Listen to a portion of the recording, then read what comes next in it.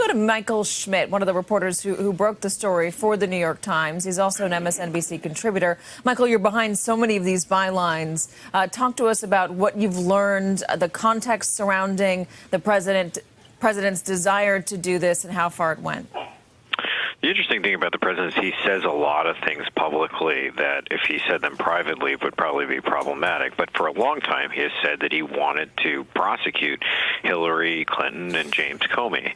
And this spring, he actually talked to the White House counsel about it in a serious way. And the White House counsel, Don McGahn, realized that this was a highly problematic thing. First of all, the president did not have the power to order the Justice Department to prosecute anyone. He can ask them to investigate, but even that would be highly problematic.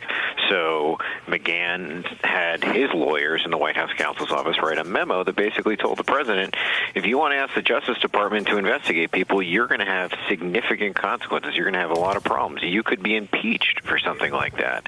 And this is sort of thematic in the relationship between McGahn and Trump, where Trump wants to do things and McGahn has to sort of stand there and either try and figure out how to do them. In the case of the firing of Comey, McGahn helped them do that. Or in this case, where he stands up and says, you can't do this. It's not a good idea. When you say in a serious way, having that conversation with McGahn in a serious way, what exactly do you mean by that? Well, the president says to his White House counsel that he wants to have the Justice Department prosecute these two political rivals of his. And McGahn says you don't have the authority to do that. And this is not just Trump popping off at a rally and saying, lock her up or, talking about, Comey as a liar. This is talking to the White House counsel, the interlocutor between the administration, between the president and his Justice Department, and someone who has been, McGahn, at the center of all of these instances that are being investigated for obstruction. McGahn was the person there with the president and advising him, counseling him on whether he could take certain measures like firing Comey or trying to get Jeff Sessions to unrecuse himself in the Russia investigation. McGahn was always in the middle of this mess. What specifically did he want to prosecute James Comey and Hillary Clinton for? So he wanted to prosecute Comey for leaking classified information. The president has claimed that Comey had classified information leaked to us at the New York Times when we reported in May of 2017 that Trump had asked Comey to end the investigation into Mike Flynn, and there is no classified information in a memo that was written in, but the president has claimed that.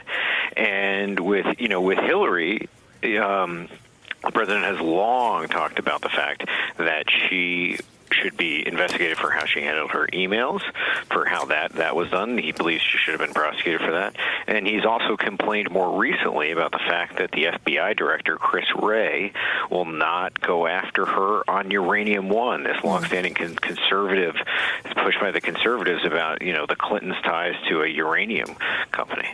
It's interesting that he's talking about, and wants to prosecute Hillary Clinton for her email use after today's reporting about Ivanka. In asking his lawyer whether he can do this or saying he wanted to do this, what else did you learn about how Donald Trump feels right now about his DOJ? And you mentioned briefly about Christopher Wray at the FBI. How does he feel about those two agencies? Well, the thing is that Trump now has a loyalist at the top of the Justice Department, someone that people at the top of the Justice Department would say should never be the Attorney General, someone who does not have the experience or the background to be leading the Justice Department, but it's someone who the president thinks will be loyal to him. So that gives the president an enormous amount of power. The other thing is that McGahn is gone. McGahn has left the White House. He left the White House a month ago, and he was someone that tried to stop the president from doing some things like this. In this instance, trying to stop him from this. So the guardrails, some of the guardrails that were there that have sort of eroded. I mean, there were a lot of more guardrails there at the beginning of the presidency, and they slowly eroded. And McGahn had been there from the campaign through the presidency and is now gone. Without Jeff Sessions at the DOJ, without Rod Rosenstein being in charge of the Mueller investigation, as you say, Donald Trump now has a loyalist in Matthew Whitaker. Does that mean he believes Matthew Whitaker is going to protect him against Robert Mueller? One small clarification. Rosenstein still oversees the Mueller investigation. He is still overseeing it, and that in the chain of command there.